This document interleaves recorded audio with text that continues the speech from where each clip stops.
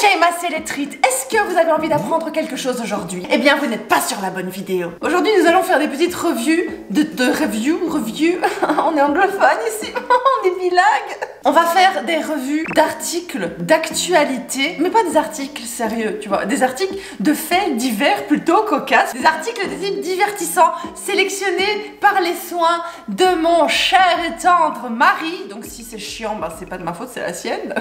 Donc déjà, je pense que vous pouvez laisser un petit commentaire pour dire à moi qui merci de nous avoir sélectionné des petits articles. C'est parti pour des revues de faits divers divertissants japonais. Oh, nous sommes donc sur un site internet qui s'appelle Sunday, Byokan Sunday. Donc c'est rigolo, déjà il y a un petit jeu de mots, c'est sympa, on apprécie. Byokan Sunday, un bio c'est une seconde, kan c'est le nombre de fois que le journal il arrive là, tu sais, parce que t'as genre Shukan, le journal qui sort là à la semaine, et c'est Byokan, c'est le journal qui sort à la seconde parce que c'est sur internet et il y a plein d'articles. Donc si vous voulez vous divertir un petit peu ou entraîner votre japonais, allez-y, parce que c'est pas des trucs sérieux, tu vois ce que je veux dire. Le premier article que nous avons, Nusumeru Atoten. Ah mais oui, je crois que Mochi m'avait un petit peu parlé de ça vite fait. C'est donc de l'art que nous pouvons voler au Japon. Waouh, incroyable, fascinant. Donc d'après le titre de ce que je vois, il y a eu une exposition qui s'appelait Les œuvres d'art que vous pouvez voler. C'est un concept, d'accord? Ne jugeons pas. Ah. Et malheureusement, d'après le titre de l'article, les œuvres d'art se sont retrouvées sur le eBay japonais qui est Mercari. Et ben c'est dommage. Voilà, parce que normalement c'était, tu sais, c'était tout un concept. Là, voyons voir de quoi il s'agit. C'est un article qui date du 10 juillet 2020. Oh waouh, à 12h39. Incroyable, phénoménal. Donc là, on commence déjà avec une photo de Mercari, le eBay japonais. Et on voit, normalement, là, ce sont les œuvres. Mais c'est des cartes de crédit, non? Je sais pas, déjà là, je comprends pas. Déjà là, je suis larguée, tu vois. Mais en gros, on voit des trucs qui sont mis en vente, 5000 yens, 3000 yens, des espèces de cartes de crédit. Mais je suppose que ce sont des œuvres d'art. Ok, voyons voir de quoi il s'agit. Voyons voir de quoi il retourne. Donc, à Shinagawa, donc à Tokyo, dans la galerie, il y a eu une exposition d'art qui s'appelait Les œuvres d'art qu'on peut voler. Donc, le concept du truc, à ce que je vois, c'est que chaque personne qui rentre peut voler une œuvre d'art. Donc, une œuvre d'art par personne à voler. Waouh, trop bien. Je suis curieuse de savoir c'est qui l'artiste, parce qu'il n'y a pas le nom de l'artiste hein, jusqu'à présent. Voilà, c'est compliqué, d'accord? En soi, on se demande si c'était pas finalement l'exposition qui était une œuvre d'art, qui se voulait être une satire de la société. Et en fait, c'était pas des petites œuvres d'art à voler qui étaient vraiment l'œuvre d'art en tant que telle. C'est compliqué, hein, c'est compliqué. Ouais, il y a plein de gens. Et c'était pas genre... il y avait pas genre des trucs de... Hein? Qu'on n'est pas censé sortir en groupe et tout? Eh ben, qu'est-ce qui s'est passé, les gars? Vous avez oublié? Mais par contre, ils ont tous des masques, hein. Là on est content sur la photo. Donc voyons voir. Donc ça c'est un post de Twitter qui nous explique que voilà, donc l'exposition devait commencer et 20 minutes, ça c'est une photo qui est prise donc 20 minutes avant l'exposition, c'était noir de monde. Incroyable, ouais, ok. Et en fait, en 5 minutes, tout a été vidé. Oh, c'est hyper dommage. C'est hyper dommage. Et du coup, ils disent qu'en fait, c'est aussi dommage pour les gens qui étaient venus pour vraiment voir des œuvres d'art, puisqu'en 5 minutes, tout a été volé. Donc il y a des gens qui sont vraiment venus pour voir l'exposition, mais ils ont pas pu, parce qu'il y avait une autre partie des gens qui étaient là pour voler. Et ils ont pas eu le temps. C'est hyper dommage. Ça montre à quel point c'est inutile le concept en tant que tel. Je dis pas que le concept il est inutile, mais ça montre à quel point les gens qui sont venus pour admirer les œuvres d'art ont fait ça de façon inutile, parce que finalement, quand tu regardes, il y a toujours pas le nom de l'artiste qui a été présenté à la galerie. Donc c'est... Voilà, c'est un petit peu cocasse, j'ai envie de dire. Par contre, ouais, on voit tous les gens là qui sont agglutinés. Pourtant, c'est un tout petit endroit, j'ai l'impression. Oh là là là là là là. Mais ça, l'effet de foule au Japon, c'est quelque chose que j'aime pas du tout. L'effet de foule, il est terrible. Parce qu'en fait, il y a un avantage au Japon dans les effets de foule, c'est que les gens, ils savent plus ou moins se comporter. Et que c'est pas dangereux. C'est pas aussi dangereux qu'aux États-Unis ou en Europe. Mais le problème, c'est qu'il y a tellement de gens. Je me souviens, on avait été voir un feu d'artifice avec Mochi pour la première fois et la dernière fois de ma vie. Hein. J'étais voir un autre feu d'artifice avec Mochi, mon papa et mon petit frère en côte, dans un petit endroit fermé. Mais on avait été à Tokyo voir le feu d'artifice. On est resté coincés des heures et des heures et des heures sur place parce que les trains étaient tous bouchés, il y avait plein de gens partout, tous les restaurants étaient pleins à craquer, enfin franchement l'horreur quoi. Quand les Japonais décident de s'agglutiner sur un truc, ils s'agglutinent hein. Oh là là. Donc apparemment les organisateurs ils disent qu'ils avaient demandé aux personnes qui étaient présentes de faire ça de manière respectueuse et calme, mais finalement la police a quand même dit intervenir. Et il y a des œuvres d'art qui se vendent à 12 000 yens. 12 000 yens ça fait pas beaucoup hein. On va simplifier, genre 3 000 yens on va dire que c'est 30 €, c'est pas ça, mais on va dire que c'est 30 € pour simplifier.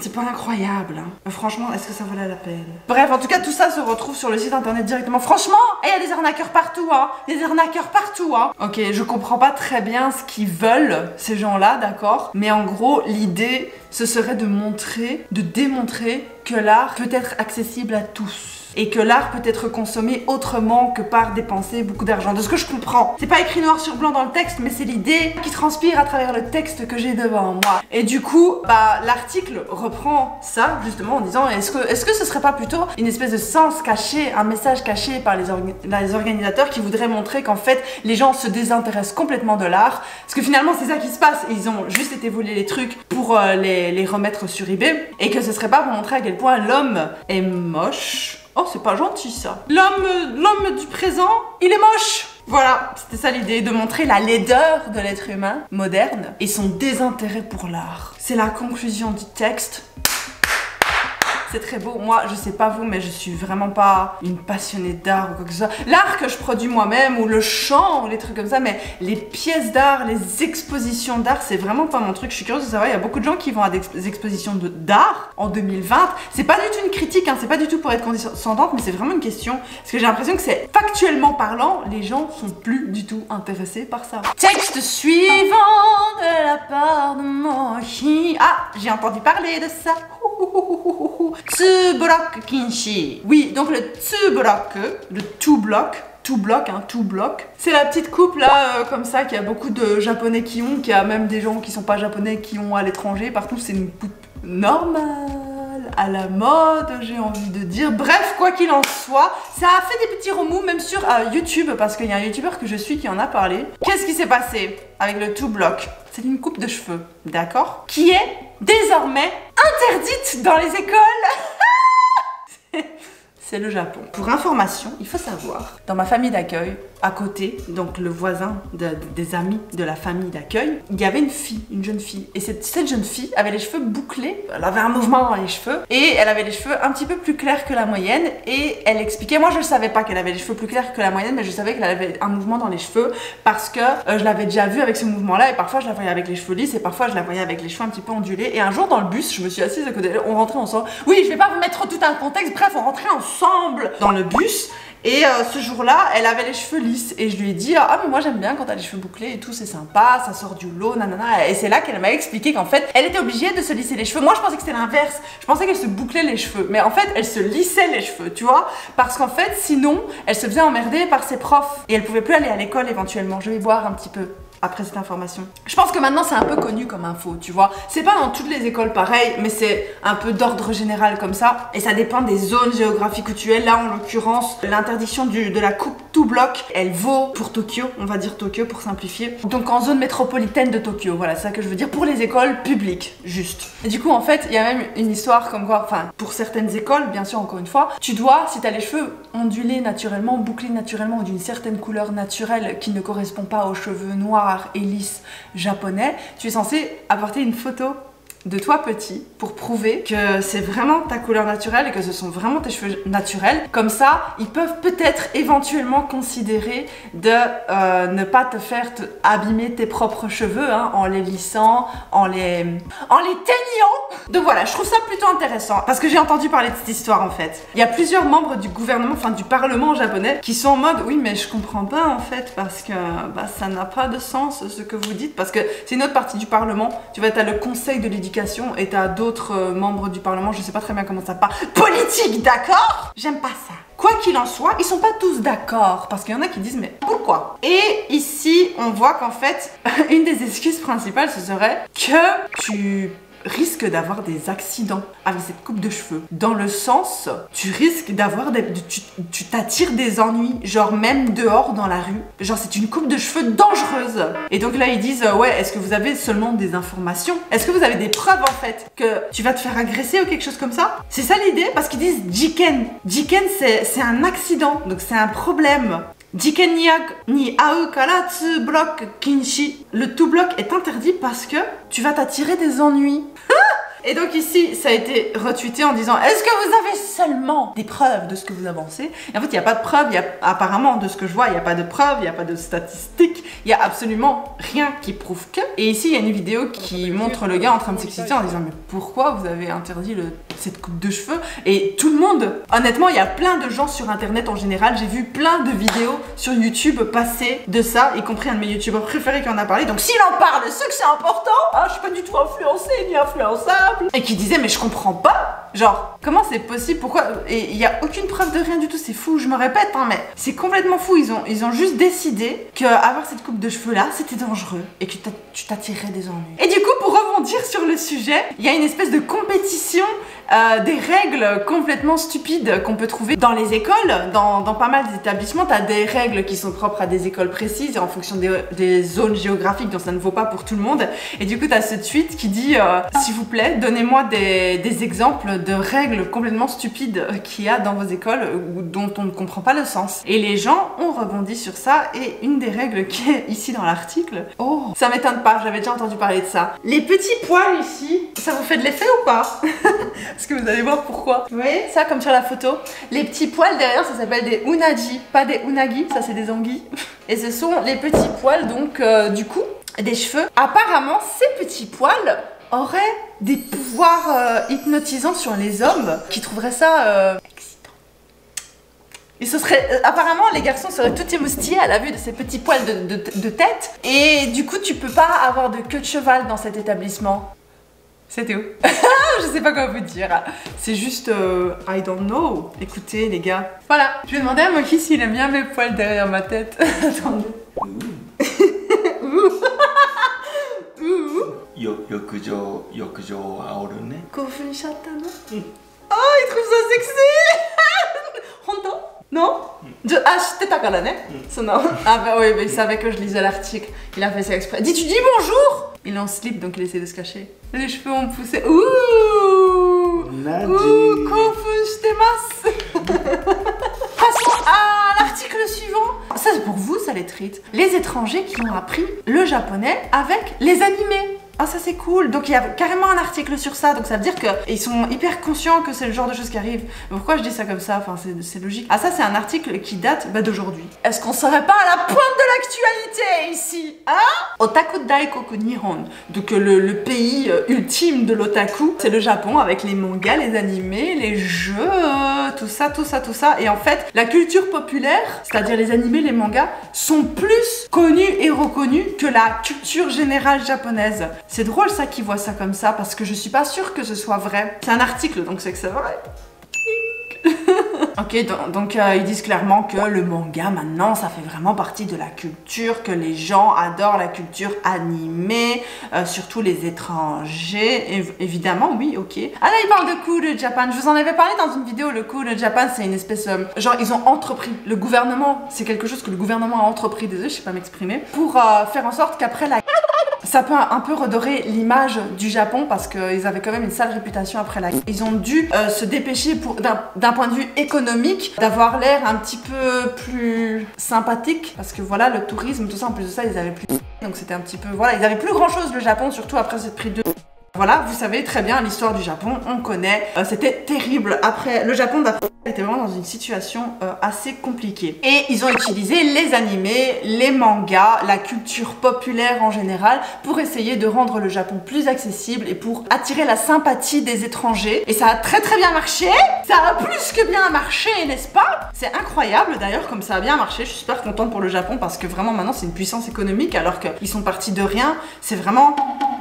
Il y en a là-dedans les gars. Et du coup effectivement grâce aux animés ils expliquent que les étrangers apprennent énormément de japonais. Le problème c'est que le vocabulaire utilisé, bah oui ça je vous en avais déjà parlé en vidéo aussi aussi, en plus du... Et vous avez vu, moi je vous parle de plein de trucs, hein, et après vous dites que c'est pas vrai, et après on le retrouve dans des articles. Il faut plus me croire, hein. Toujours sous réserve, hein, parce que parfois je dis de la merde, hein. Mais il faut plus me croire quand même. Donc ils disent, malheureusement, le vocabulaire utilisé dans les japonais n'est pas du tout du vocabulaire de la vie de tous les jours.